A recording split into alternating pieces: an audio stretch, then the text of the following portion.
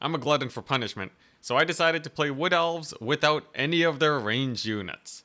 You might be seeing those Glade Captains and their ammunition, but I assure you, their fire at will is turned off. Now my opponent's playing the Ogre Kingdoms, probably one of the best melee factions in the game, and he's decided to go for a wide build. But little does he know, this makes him extremely vulnerable to my grouped up single entities, because while his army might be strong, any individual section is rather weak. So after routing off his Ogre Bulls one at a time, I'm then able to deliver the death blow, quickly reconsolidating my forces back into the center engagement before the rest of his troops can catch up, and promptly routing off all of those clumped up ogres with a rear charge and a little bit of terror. Game number 1 certainly went very well for the Wood Elf melee max, but game number 2 is the reason why I decided to make this video. Because I end up facing Khorne, which is basically the de facto melee faction, and they decided to bring probably the best melee unit in the entire game. But my super secret tech for this battle is going to be gold chevron blade singers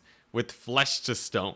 You see, they got a 20% physical resist baseline, and if you flesh to stone that, they go up to 80, which makes them basically indestructible. And while they're enjoying their temporary invincibility, they got the DPS to completely shred the Wrathmongers of my opponent, because aside from the Regiments of Renown, they don't have magic damage. But here's the problem, while the initial grind certainly goes very well for me, there's still a full HP Regiment of Renown Wrathmonger that I gotta kill, and they are kind of murdering all of my infantry units. Thankfully, aside from my absurd combo, which is on cooldown right now, I do have a way to maintain a lead in this battle, and that's going to involve sniping Skulltaker. You might be wondering why I have Ariel, and she's here specifically to send darts of doom onto him, which do a little bit of damage. It's not going to be enough on its own to kill him, but with a few more damage spells, I should be able to get him dead. So I begin hunting. I send my caster into his backfield with the intent of casting Arcane Unforging on Skulltaker, but that's not going to be quite enough to kill him. I need to get a good charge with my Sylvan Knights, but with him being pretty undefended and mostly focusing on the points, it seems like he doesn't really have much to summon in. Just a simple unit of infantry, Skulltaker gets surrounded, and this is an amazing position to be in now. Under the pressure of the surround, Skulltaker begins crumbling, which means the Coronate army is about to suffer the Lord Loss penalty. It's a pretty massive leadership debuff, and it's going to be helping a ton for routing off his units so I can actually capture the points. And the clock's certainly ticking. My opponent needs 1,500 tickets to win, and he gets 3 per second if he controls all 3 points. So naturally, I'm gonna need to take these points without down trading so much that I run out of units. And what better way to seal the deal than a gold chevron blade singer summon? Although they don't have as much capture weight as a couple of dryads, they do a ton of damage, and recently, they did get buffed in terms of capture weight. So hopefully they'll be able to hold here. And at the 1,200 ticket mark, I capture my first point, but my opponent will still be able to win in a couple of minutes if I don't hurry up. But my Blade Singers are able to capture 1 point, and even though the last point does have Khorne Gores, without their Lord and the terror of Ariel and my Sylvan Knights, I am able to capture the point with 2 minutes left on the clock, showing that indeed Wood Elves are a force to be reckoned with, as long as your opponents fight you while Flesh to Stone is active. Now, I did say Khorne was one of the best melee factions in the game, but Slaanesh is equally, if not possibly more, terrifying. Because without ranged, my opponent's Keeper of Secrets can participate much more than usual, and that means my infantry's probably gonna lose unless I can make some plays. But outside of some safe cycle charging,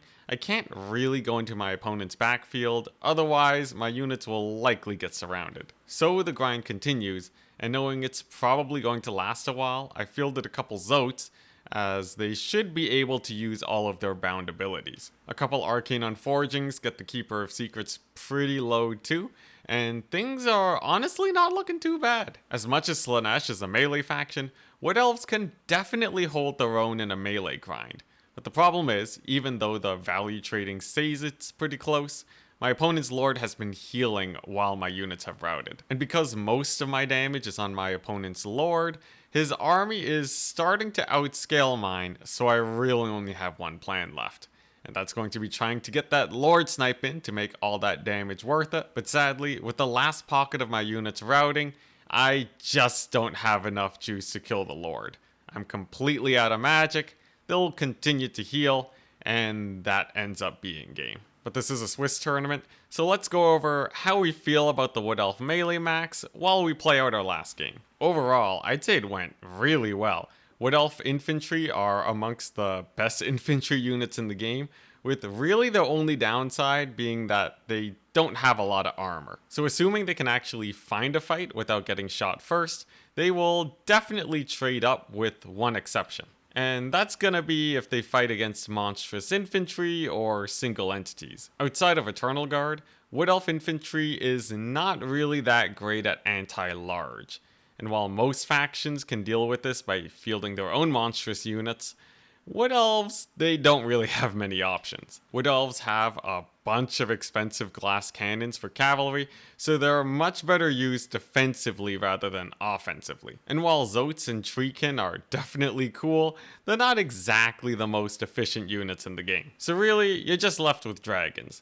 Now they're definitely good, but I wouldn't use them in every situation, but they're just strong enough with their breath attacks and terror to make this playstyle fairly competitive. I genuinely wouldn't feel terrible bringing this playstyle to a tournament, but definitely if I do, it's going to be with 1 or 2 archers in reserve. So I hope you enjoyed. You can catch my streams on YouTube or Twitch, and if you're interested in playing in tournaments yourself, you can DM me on Discord.